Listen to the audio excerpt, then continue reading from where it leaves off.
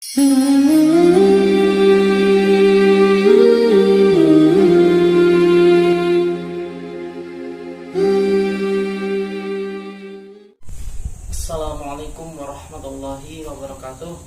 Bismillahirrahmanirrahim. Alhamdulillahirrabbilalamin. Assalatu wassalamu ala asyrafil anbiya'i wal mursalin Sayyidina Muhammadin wa ala alihi washabihi ajma'in. Amma ba'du.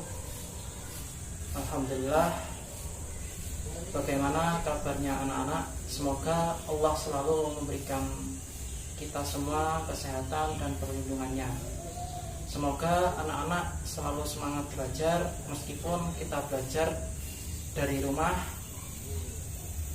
Dan sebelum kita memulai pembelajaran pada pagi hari ini, alangkah lebih baiknya kita berdoa terlebih dahulu. Semoga ilmu yang kita pelajari pada pagi hari ini dapat bermanfaat bagi kita semuanya. Amin amin ya rabbal alamin.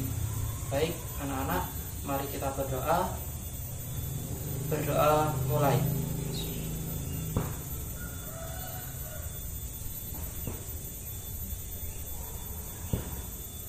Selesai. Baik anak-anakku, semoga anak-anak selalu diberikan kesehatan dan juga selalu menjaga kesehatannya. Apabila anak-anak hendak keluar rumah, jangan lupa mematuhi aturan pemerintah dengan menggunakan masker, mencuci tangan dengan sabun, dan menjaga jarak, sehingga dapat memutus mata rantai penyebaran virus corona ini.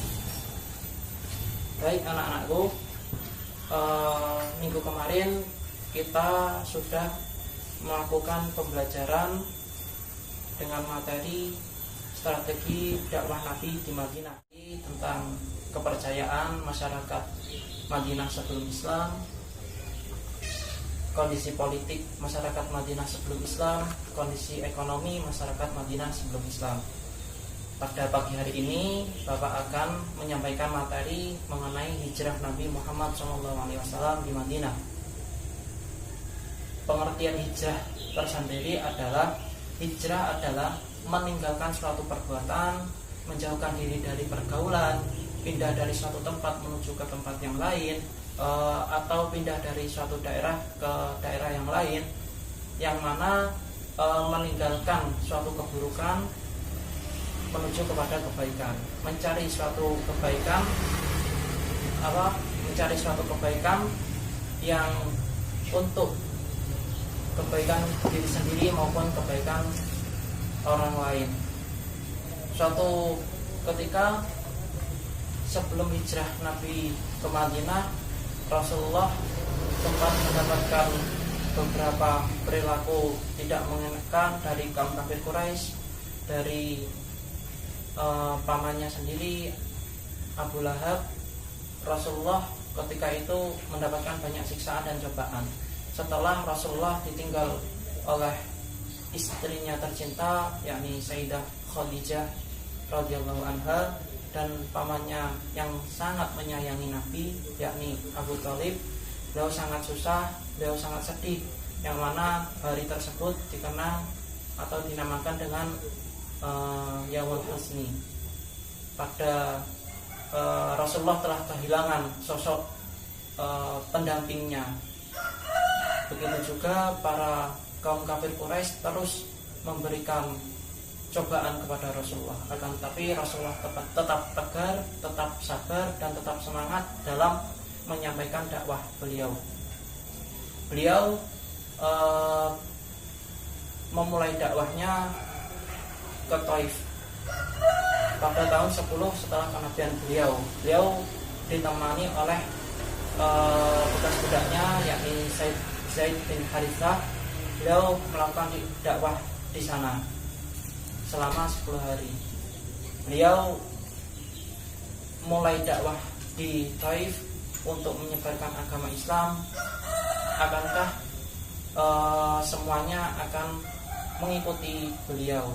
Akan tetapi ada yang mengikuti agama beliau dan juga ada yang menolak. Bahkan di antara mereka banyak yang menolak dan menyuruh anak-anak kecil untuk mengusir beliau dan melempari Rasulullah dengan batu.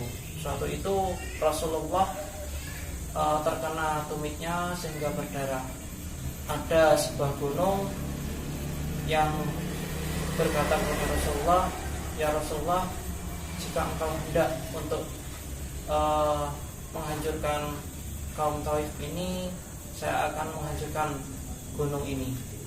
Akan tetapi dengan akhlak Rasulullah yang sangat mulia, Rasulullah bilang, jangan engkau hancurkan penduduk Taif ini.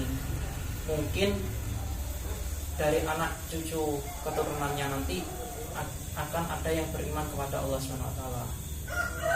Setelah Rasulullah mendapatkan penolakan dari Taif, Rasulullah pulang bersama Zaid bin Haritsah dengan keadaan susah dan sedih karena banyak yang menolak Rasulullah untuk mengajak kepada agama Islam. Setelah ke-12, setelah kenabian Rasulullah, 12 orang jamaah haji dari Yasrib bertemu dengan Rasulullah. Mereka mendengarkan dan menyimak ajakan dakwah Rasulullah dan mereka baiat kepada Rasulullah, yang mana baiat ini menjadi baiat pertama yang dinamakan baiat Aqobah pertama yang diselenggarakan di Bukit Aqobah. Yang mana isi dari baiat Aqobah tersebut yakni setia kepada Rasulullah SAW. Yang kedua, mengorbankan jiwa dan harta mereka. Yang ketiga, siap bersedia untuk menyebarkan agama Islam. Yang keempat, tidak akan menyekutukan Allah. Yang kelima, tidak akan membunuh. Dan yang terakhir, tidak akan berlaku durhaka. Setelah baiat tersebut dilakukan, mereka kembali ke Madinah. Setelah tahun berikutnya, tepatnya pada tahun 622 Masehi, Rasulullah SAW membaiat 73 orang dari kaum laki-laki dan 2 orang dari kaum wanita. Yang mana baiat ini menjadi baiat kedua, yakni baiat Aqobah kedua. Isi dari baiat Aqobah kedua yakni persiapan penduduk Yasrib untuk melindungi Rasulullah SAW dari berbagai macam halangan serta bahaya. Yang kedua, keikutsertaan penduduk Yasrib untuk berjuang dengan mengorbankan harta dan juga jiwa mereka. Yang ketiga, penduduk Yasrib ikut memajukan Islam.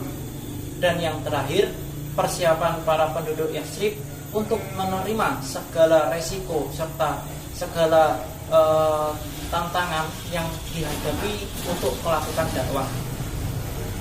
Itu perjanjian Aqobah yang kedua.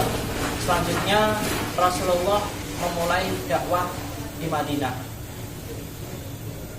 Setelah turun ayat untuk melakukan dakwah secara terang-terangan, Rasulullah berserta para sahabatnya melakukan hijrah ke Yasrib atau Madinah beserta para sahabatnya secara diam-diam. Ketika kabar Rasulullah dan para sahabatnya hijrah ke Madinah atau ke Yasrib secara diam-diam, maka kabar tersebut terdengar bahwa akan terjadi hijrah besar-besaran kaum muslimin Makkah ke Madinah. Mereka mulai khawatir dan mulai mencari strategi untuk menggagalkan hijrah mereka. Di antaranya mereka khawatir karena mungkin Islam akan tersebar luas dan kuat sehingga kaum musyrikin akan kalah terhadap kaum muslimin. Untuk itu para pemuka pembesar kaum Quraisy seperti Abu Jahal, Abu Lahab dan teman-temannya melakukan rundingan di Darun Nadwah untuk membunuh Nabi Shallallahu Alaihi Wasallam. Ketika itu Nabi Muhammad diberitahu oleh malaikat Jibril akan rencana membunuh Rasulullah. Akan tetapi Rasulullah meminta Sayyidina Ali karramallahu wajhah untuk tidur di tempat Rasulullah. Dan suatu malam sudah banyak pemuka-pemuka kaum Quraisy berkumpul di rumah Rasulullah untuk membunuh Rasulullah. Akan tetapi atas izin Allah mereka dibuat ngantuk oleh Allah, dan Rasulullah pergi meninggalkan mereka menuju rumah Abu Bakar. Suatu ketika kaum kafir Quraisy tersadar akan ketidurannya, mereka mencari Rasulullah di dalam rumah, akan tetapi yang ditemukan malah Sayyidina Ali. Oleh sebab itu kaum kafir Quraisy mengejar Rasulullah yang hendak hijrah ke Madinah. Akan tetapi Rasulullah bersama Sayyidina Abu Bakar sudah melakukan hijrah terlebih dahulu, dan mereka bersembunyi di Gua Tsur. Yang mana mereka bersembunyi di Gua Tsur kurang lebih ada yang mengatakan 3 hari, bahkan ada yang mengatakan 10 hari.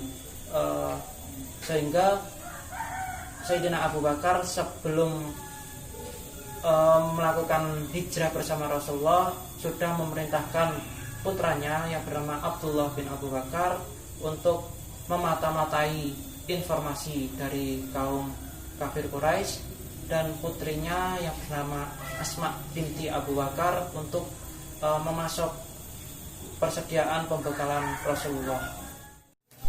Selanjutnya perjuangan Nabi Muhammad di Madinah. Setelah Rasulullah begitu beratnya perjalanan mulai dari Mekah sampai ke Madinah, Rasulullah memulai perjuangan baru beliau bersama para sahabatnya, menyebarkan ketauhidan, menyebarkan agama Islam di kota Madinah. Mereka disambut riang gembira oleh penduduk Madinah, karena penduduk Madinah tersebut sudah mengenal mengenai agama Islam, dan mereka sangat baik terhadap sahabat-sahabat Rasulullah dan lain sebagainya. Suatu ketika Rasulullah bersama sahabatnya masuk ke kota Madinah, banyak penduduk yang menawari Rasulullah untuk singgah ke rumahnya masing-masing. Akan tetapi Rasulullah tidak memilih siapa yang ingin disinggahi, karena Rasulullah melihat bahwasanya kalau menyinggahi salah satu tempat orang tersebut atas keinginan Rasulullah, khawatir orang tersebut akan iri hati. Akan tetapi Rasulullah memerintahkan untanya, yang mana unta tersebut berhenti dan duduk di mana, maka Rasulullah akan menyinggahi rumah tersebut. Suatu ketika unta Rasulullah berhenti di rumah sahabat Abu Ayyub Al-Ansari, di mana Rasulullah singgah di rumah Abu Ayyub Al-Ansari selama 3 hari kurang lebih, atau selama 10 hari kurang lebihnya itu. Rasulullah memulai strategi penyebaran agama Islam, dakwah di kota Madinah. Yang pertama dengan membangun masjid sebagai sarana pembelajaran, ibadah dan lain sebagainya. Rasulullah membangun masjid tepat di samping rumah Abu Ayyub Al-Ansari, yang mana masjid tersebut lahannya ada dari anak yatim yang bernama Sahal dan Suhail.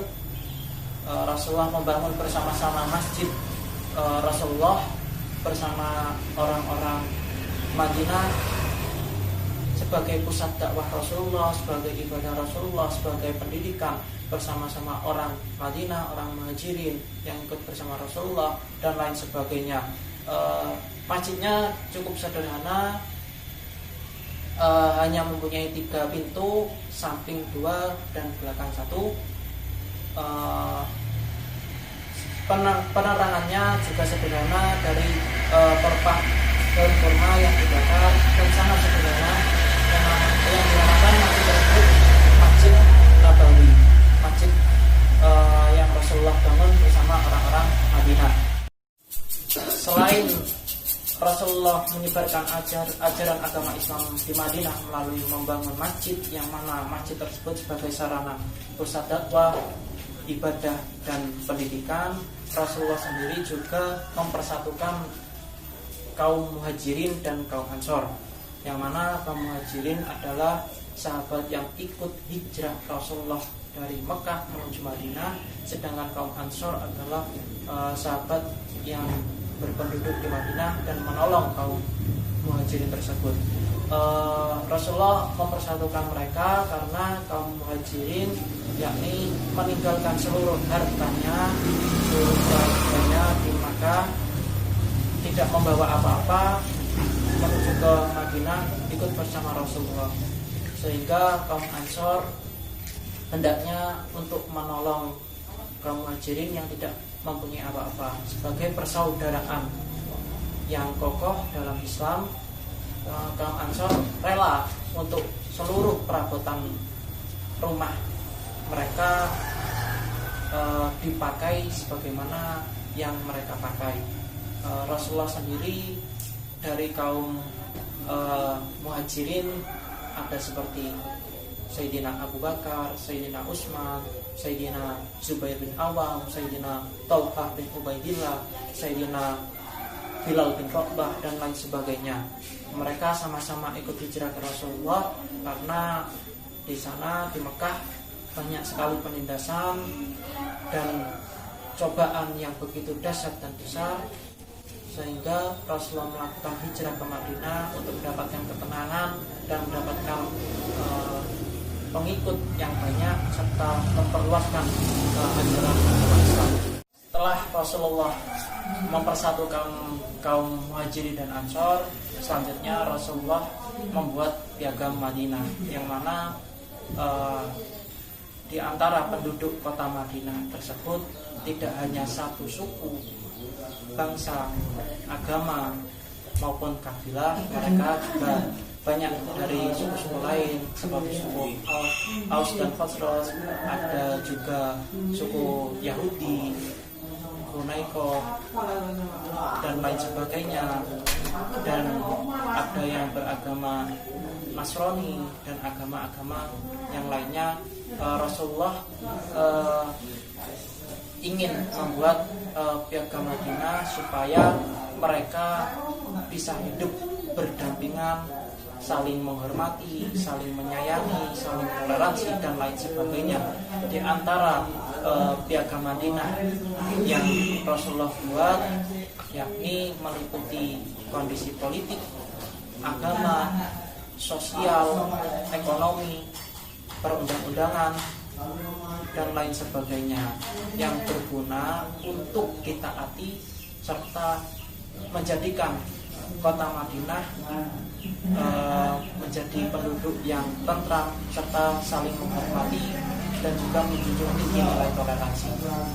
Mungkin cukup sekian pembelajaran Bapak pada pagi hari ini. Semoga ilmu yang kita pelajari pada pagi hari ini dapat bermanfaat bagi kita semua. Dan jangan lupa anak-anak selalu sehat, selalu menjaga kesehatannya, selalu menggunakan masker, mencuci tangan dengan sabun dan menjaga jarak untuk menghindari penyebaran virus corona ini. Dan juga anak-anak selalu semangat meskipun belajarnya dalam rumah. Cukup sekian pembelajaran pada pagi hari ini. Kurang lebihnya Bapak minta maaf. Assalamualaikum warahmatullahi wabarakatuh.